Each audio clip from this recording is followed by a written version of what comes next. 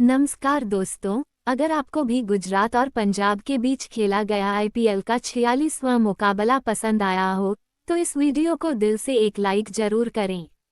दोस्तों, आईपीएल 2026 का 46वां और अब तक का सबसे रोमांचक सांसों को रोक देने वाला महामुकाबला आज आईपीएल इतिहास की दो बड़ी टीमें गुजरात टाइटंस और पंजाब किंग्स के बीच नरेंद्र मोदी स्टेडियम अहमदाबाद में खेला गया।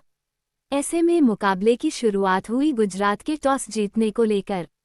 जी हां, आज के इस रोंगटे खड़े कर देने वाले महामुकाबले में कप्तान शुभमन गिल ने टॉस जीता और पहले गेंदबाजी करने का फैसला किया और विपक्षी टीम पंजाब को बल्लेबाजी के लिए आमंत्रित किया था। फिर मुकाबला शुरू हुआ। रनों की बारिश करने के इरादे से पंजाब की ओर से प्रियांशु आर्य और प्रभुरण सिंह ओपनिंग बल्लेबाजी करने के लिए मैदान में उतरे। दोस्तों, इन दोनों ही बल्लेबाजों के कंधों पर इस महामुकाबले में अपनी टीम को एक विस्फोटक ओपनिंग शुरुआत दिलाने की बड़ी जिम्मेदारी थी। परंतु दोस्तों, आज के महामुकाबले में पहले बल्लेबाजी करते हुए गुजरात के खिलाफ पंजाब की शुरुआत काफी निराशाजनक रही। जी हां, दरअसल गुजरात की ओर से मैच का पहला ओवर लेकर आए तूफानी गेंदबाज मोहम्मद सिराज ने आते ही मैदान में आतंक मचा डाला और पहले ही ओवर में दोहरा झटका पंजाब की टीम को दे दिया। जी हां, पहले ओवर की दूसरी गेंद पर स्ट्राइक पर मौजूद प्रियांशु आर्य को अपनी बाहर जाती हुई गेंद में फंसाया और बाउंड्री पर खड़े खिलाड़ी के हाथों कैच आउट करवाते हुए एक बड़ा झटका पंजाब की टीम को दे दिया। तो वहीं इसके बाद मैदान में उतरे नए बल्लेबाज कूपर कोनोली का अगली ही गेंद पर विकेटकीपर जोस बटलर के हाथों कैच आउट करवाते हुए पत्ता साफ कर डाला। बता दूं, प्रियांशु आर्या जहां आज 2 रन की पारी खेल पवेलियन लौटे, तो वहीं दूसरी ओर कूपर कोनोली आज अपना खाता भी नहीं खोल सके। दोस्तों, गुजरात की घातक गेंदबाजी के सामने अब पहले ही ओवर में डगमगाती हुई पंजाब की टीम मैदान पर नजर आ रही थी, क्योंकि अब तक 10 रन भी स्कोर बोर्ड पर नहीं लगे थे और 2 बड़े बल्लेबाज खराब शॉट खेलते हुए अपने विकेट गंवा चुके थे, जिस कारण अलग ही जल्लोष करते हुए अब गुजरात के खिलाड़ी और साथ ही गुजराती दर्शक मैदान पर नजर आ रहे थे। ऐसे में दोस्तों, एक ही ओवर में दोहरा झटका लग जाने के बाद अब पंजाब की ओर से मैदान में उतरे खुद कप्तान श्रेयस अय्यर, जिन्होंने न आओ देखा नताव और आते ही अपनी पारी की दूसरी गेंद पर कवर की ओर अपना बल्ला खोला और जोरदार शॉट खेलते हुए शानदार चौके के साथ अपनी पारी का आगाज कर डाला। बता दूं, भले ही इस ओवर में एक चौका देखने को मिला, लेकिन देखा जाए तो ये पहला ओवर पूरी तरीके से गुजरात के हित में रहा, जहां पर मोहम्मद सिराज ने 2 विकेट चटकाए। दोस्तों, पहला ओवर तो भले ही गुजरात के पक्ष में रहा था, लेकिन दूसरे ओवर में पंजाब के बल्लेबाजों का बोलबाला देखने को मिला, जहां पर गुजरात की ओर से गेंदबाजी पर आए कगिसो रबाड़ा का आते ही स्ट्राइक पर मौजूद प्रभु सिमरन सिंह ने समाचार लिया और लगातार पहली 2 गेंदों को ऑफ साइड की ओर सीमा रेखा के पार पहुंचाते हुए लाजवाब तरीके से अपनी पारी का आगाज कर डाला और इसके बाद बची हुई गेंदों पर स्ट्राइक रोटेट करते हुए इस ओवर को पूरी तरीके से पंजाब के नाम किया। परंतु दोस्तों, अगले यानी मैच के तीसरे ओवर में जैसे ही एक बार फिर मोहम्मद सिराज गेंदबाजी पर आए, पंजाब के बल्लेबाज संघर्ष करने लगे और चाहकर भी इस ओवर में बड़ा शॉट खेलने में सफल नहीं हुए और 6 गेंदों का अंत होने तक महज 7 रन अपने नाम कर पाए। वहीं दोस्तों, अगला ओवर भी कुछ इसी प्रकार से देखने को मिला,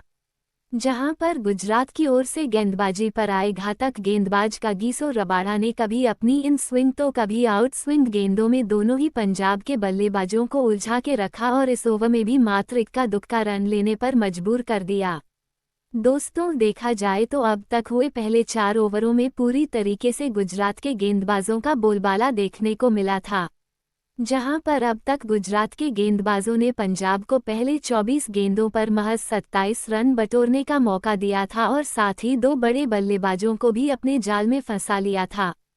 परंतु दोस्तों, अभी भी पावर प्ले की आखिरी 2 ओवरों का खेल बचा हुआ था। ऐसे में देखना दिलचस्प था कि बचे हुए पावर प्ले के आखिरी 2 ओवर कौन सी टीम अपने हित में करती है। ऐसे में दोस्तों, मैच का 5वां ओवर लेकर आए गुजरात की ओर से एक बार फिर बेहतरीन गेंदबाज मोहम्मद सिराज। परंतु दोस्तों, जैसे ही इस बार मोहम्मद सिराज गेंदबाजी पर आए, पंजाब के कप्तान अय्यर ने अपना रौद्र रूप अपनाया और ओवर की दूसरी गेंद पर कलाइयों का बेहतरीन तरीके से इस्तेमाल करते हुए गेंद को चौके में तब्दील कर डाला। तो वहीं इसके बाद ओवर की आखिरी गेंद पर अपने बल्ले को कवर की ओर मोड़ा और इस ओवर का दूसरा चौका अपने खाते में जोड़ लिया। बता दूं, लंबे अंतराल बाद ये 5वां ओवर पंजाब के हित में रहा। लेकिन अब पावर प्ले का महज आखिरी ओवर का खेल पंजाब के लिए बचा हुआ था। आवश्यकता थी इस ओवर को भी जैसे तैसे करते हुए अपने पक्ष में करने की। परंतु दोस्तों, पंजाब के बल्लेबाज ऐसा कुछ करें उससे पहले ही पावर प्ले का आखिरी ओवर लेकर आए। तूफानी गेंदबाज कगिसो रबाडा ने अपनी घातक गेंदबाजी का जादू मैदान में बिखेर दिया और ओवर की दूसरी ही गेंद पर स्ट्राइक पर मौजूद प्रभु सिमरन सिंह को अपनी तेज रफ्तार की बाहर जाती हुई गेंद में चकमा दिया और मानव सुथार के हाथों कैच आउट करवाते हुए पावर प्ले में ही आज के महामुकाबले का तीसरा झटका पंजाब की टीम को दे दिया। आपको बता दें, प्रभु सिमरन सिंह महज 15 ही रन की पारी आज टीम के लिए खेल पाए। दोस्तों, पावर प्ले में ही देखा जाए तो गुजरात की धाकड़ गेंदबाजी ने पूरी तरीके से पंजाब के बल्लेबाजों को जकड़ कर रखा था। जी हां, क्योंकि देखते ही देखते अब पंजाब के 3 बड़े बल्लेबाज निराश करते हुए टीम का साथ छोड़ चुके थे, जिस कारण अब पहली बार पंजाब के खेमे में चिंता साफ तरीके से देखने को मिल रही थी। ऐसे में दोस्तों, 3 बड़े बल्लेबाजों के पवेलियन लौट जाने के बाद अब कप्तान अय्यर का साथ निभाने मैदान में उतरे निहाल वडेरा और इसके कुछ ही देर बाद पावर प्ले के 6 ओवरों का खेल भी यहीं समाप्त हो गया। बता दूं, खराब बल्लेबाजी के चलते आज पंजाब पावर प्ले का 6 ओवर का खेल खत्म होने तक मात्र 35 रन ही स्कोर बोर्ड पर लगाने में सफल हो पाए। दोस्तों, देखा जाए तो आज पावर प्ले में जैसी चाहिए वैसी एक धुआंधार शुरुआत पंजाब के बल्लेबाज टीम को दिलाने में सफल नहीं हो पाए थे। लेकिन गुजरात जैसी बड़ी टीम के सामने विशाल लक्ष्य खड़ा करना था तो मैदान में मौजूद दोनों ही पंजाब के बल्लेबाजों को अपनी जिम्मेदारी को समझते हुए तेज रफ्तार से बल्लेबाजी करना जरूरी था। परंतु दोस्तों, मानो जैसे आज पंजाब की टीम को किसी की नज़र लग गई थी। जी हां, क्योंकि जैसे ही पावर प्ले खत्म हुआ, मैच के अगले यानी 7वें ओवर में गेंदबाजी पर आए जसन होल्डर ने पहली 2 गेंदों पर 1 रन खर्च करने के बाद ओवर की तीसरी अपनी बाहर जाती हुई गेंद में नए बल्लेबाज निहाल वडेरा को फंसाया और विकेटकीपर जोस बटलर के हाथों कैच आउट करवाते हुए पूरी तरीके से आज के महामुकाबले में पंजाब को बैकफुट पर धकेल दिया। आपको बता दें, निहाल वडेरा गुजरात के खिलाफ आज अपना खाता भी नहीं खोल पाए। दोस्तों, गुजरात की तेज गेंदबाजी के सामने पंजाब की टीम पूरी तरीके से बिखर चुकी थी। जी हां, क्योंकि अभी तक 50 रन भी स्कोर बोर्ड पर नहीं लगे थे और 4 बड़े बल्लेबाज टीम का साथ छोड़ चुके थे, जिस कारण एक तरफ जहां अब गुजरात का खेमा जल्लोश करता हुआ नजर आ रहा था तो वहीं दूसरी ओर पंजाब के खेमे में अब पूरी तरीके से सन्नाटा छा चुका था। ऐसे में दोस्तों, अब इस संकट की घड़ी में मैदान में उतरे सूर्यांश शेरगे। बता दूं, यह ओवर काफ़ी किफ़ायती गुजरात के लिए साबित हुआ, जहां पर जसन होल्डर ने विकेट चटकाते हुए मात्र 4 ही रन खर्च किए। वहीं दोस्तों, अगला ओवर भी कुछ इसी प्रकार से देखने को मिला, जहां भले ही ओवर की दूसरी गेंद पर अरशद खान के खिलाफ अंदरूनी किनारे की मदद से एक चौका स्ट्राइक पर मौजूद सूर्यांश शेरगे को हासिल हुआ, परंतु दोस्तों, ये चौका छोड़ दिया जाए तो यह ओवर पूरी तरीके से शांत देखने को मिला। इस कारण हर बीतते हुए धीमे ओवर के चलते अब पंजाब की टीम पर दबाव बढ़ता जा रहा था। आवश्यकता थी रन रेट को तेज गति से आगे बढ़ाने की, परंतु दोस्तों, ऐसा कुछ पंजाब के बल्लेबाज कर पाए उससे पहले ही मैच का 9वां ओवर लेकर आए जसन होल्डर ने एक बार फिर अपनी बेहतरीन गेंदबाजी का कमाल मैदान में बिखेर दिया और इस बार अपने ओवर की दूसरी गेंद पर पंजाब के महत्वपूर्ण बल्लेबाज श्रेयस अय्यर को फंसाया और सीधे क्लीन बोल्ड करते हुए पंजाब की मुश्किलों को और बढ़ा दिया। बता दूं, श्रेयस अय्यर आज बड़ी पारी खेलने से पूरी तरह चूक गए और महज 19 रन बनाकर टीम का साथ छोड़ गए। दोस्तों, पहले ही रन गति धीमी और इसी बीच श्रेयस अय्यर जैसे बड़े बल्लेबाज का विकेट गिर जाने के चलते अब पूरी तरीके से पिछड़ती हुई पंजाब की टीम इस मुकाबले में नजर आ रही थी, क्योंकि श्रेयस अय्यर के विकेट के साथ ही अब आधा बल्लेबाजी क्रम पवेलियन का रास्ता नाप चुका था। देखा जाए तो अपनी गेंदबाजी के दम पर ही अब धीरे धीरे गुजरात इस मुकाबले को अपने पक्ष में करती जा रही थी।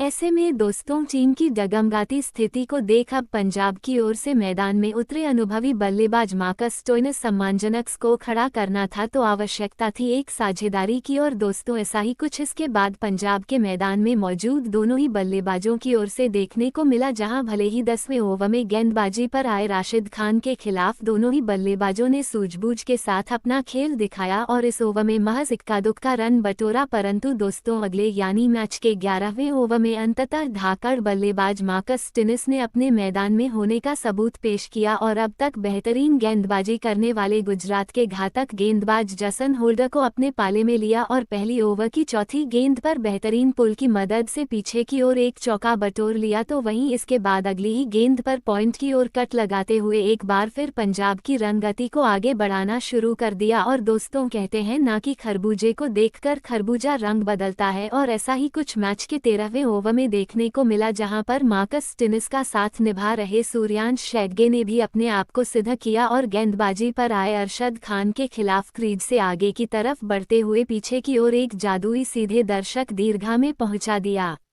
वहीं इसके बाद ओवर की 5वीं गेंद पर मार्कस स्टोइनिस ने भी अपना बल्ला खोला और जोरदार पुल लगाते हुए एक बेहतरीन चौका विकेटकीपर के बाजू से बटोर लिया। बता दूं लंबे अंतराल बाद यह ओवर पूरी तरीके से पंजाब के हित में रहा, जहां पर दोनों ही बल्लेबाजों ने मिलकर करीबन 15 रन बटोरे। दोस्तों एक वक्त दलदल में फंस चुकी पंजाब की टीम को अब ये दोनों ही बल्लेबाज बाहर निकालते हुए मैदान पर नजर आ रहे थे। जी हां, क्योंकि अरशद खान को धोने के बाद मैच के अगले यानी 14वें ओवर में युवा बल्लेबाज सूर्यांश शेडगे ने गेंदबाजी पर आए मानव सुथार को अपने पाले में लिया और इस ओवर में आतंक ही मचा डाला। जी हां, जहां पर लगातार पहली 2 गेंदों को अंपायर के सिर के ऊपर से दर्शक दीर्घा में पहुंचा डाला, तो वहीं इसके बाद अगली 2 गेंदों को ऑफ साइड की ओर खेलते हुए इस बार चौकों में तब्दील किया। बता दूं पहली 5 गेंदों पर 2 चौके और 2 आने के बाद भी सूर्यांश शेडगे ने रुकने का नाम नहीं लिया और ओवर की आखिरी फुल टॉस गेंद को एक बार फिर तारांडल के दर्शन करवाते हुए पूरी तरीके से अपने इंटेंट को साफ कर डाला। बता दूं अपने अकेले खुद के दम पर सूर्यांश शेडगे ने इस ओवर में 27 रन बटोरे और दोस्तों मानो जैसे इस एक ओवर ने पूरी तरीके से मोमेंटम को ही बदल डाला।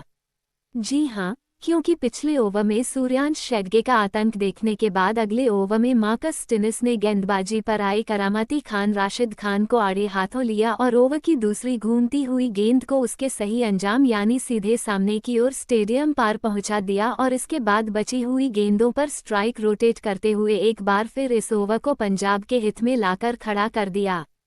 परंतु दोस्तों अब मात्र आखिरी 5 ओवरों का खेल पंजाब की टीम के पास बचा हुआ था। ऐसे में विशाल लक्ष्य तक पहुंचना था, तो अब बचे हुए ओवरों में चौकों में डील करना आवश्यक था। और दोस्तों ऐसा ही कुछ मैच के 16वें ओवर में देखने को भी मिला, जहां पर गुजरात की ओर से गेंदबाजी पर आए कगिसो रबाड़ा का आते ही स्ट्राइक पर मौजूद सूर्यांश शेडगे ने समाचार लिया और बेहतरीन तरीके से कलाइयों का इस्तेमाल करते हुए गेंद को दर्शकों के बीच भेज दिया और महज 24 गेंदों में गुजरात के खिलाफ अपना धमाकेदार 50 जड़ दिया। बता दूं जैसे ही सूर्यांश शेडगे ने अपने 50 रन पूरे किए, अलग ही जलोश करते हुए पंजाब के खिलाड़ी मैदान पर नजर आए, क्योंकि सूर्यांश शेडगे की इस ताबड़तोड़ बल्लेबाजी के चलते अब धीरे धीरे विशाल स्कोर की ओर अग्रसर होती हुई पंजाब की टीम नजर आने लगी थी।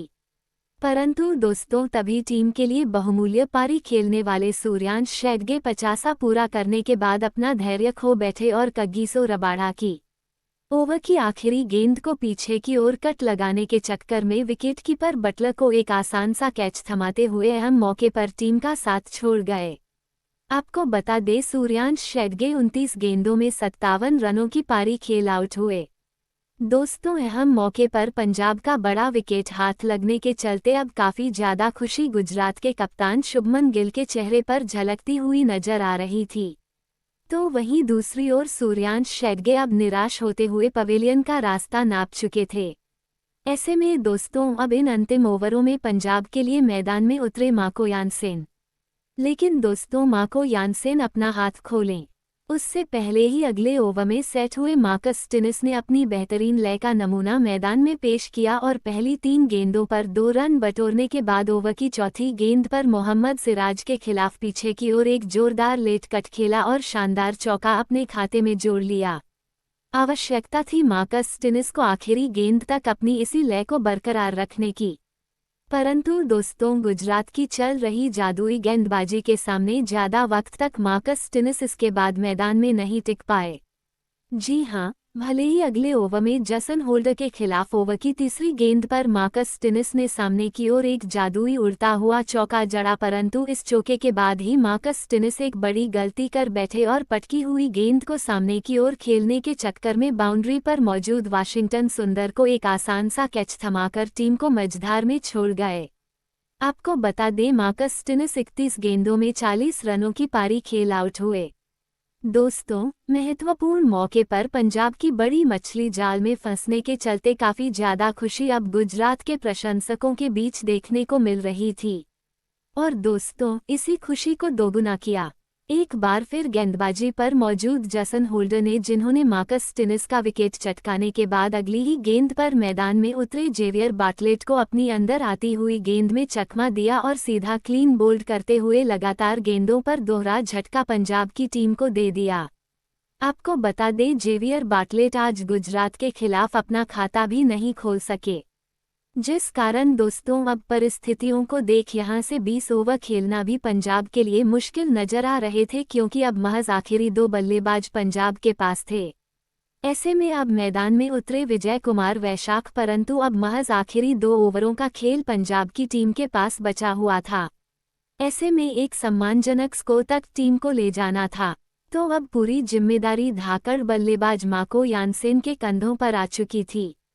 और दोस्तों, बची हुई गेंदों पर मार्को यानसेन ने भी अपनी जिम्मेदारी को बहुत ही शानदार तरीके से निभाया और मैदान के चारों ओर चौके जड़ते हुए जैसे तैसे टीम को 160 रनों के पार पहुंचा दिया और यह महामुकाबला जीतने के लिए गुजरात के सामने 164 रनों का लक्ष्य खड़ा कर डाला।